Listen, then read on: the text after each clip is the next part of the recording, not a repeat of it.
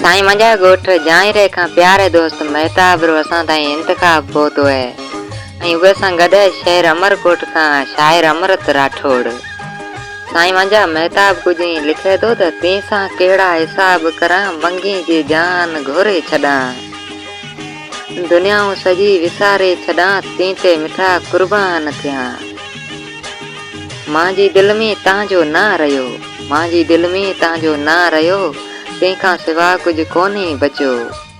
सुबुह शाम तव्हांजो दीदार करां मंगी जी जान घोरे छॾां, तव्हांजी सिक में पियो जानी सिकां, तव्हांजी सिक में पियो जानी सिकां, तव्हांजो मिठाई थिके ना पुछां, रखे छाती ते तव्हांजा फोटू चुमां मंगी जी जान घोरे छॾां।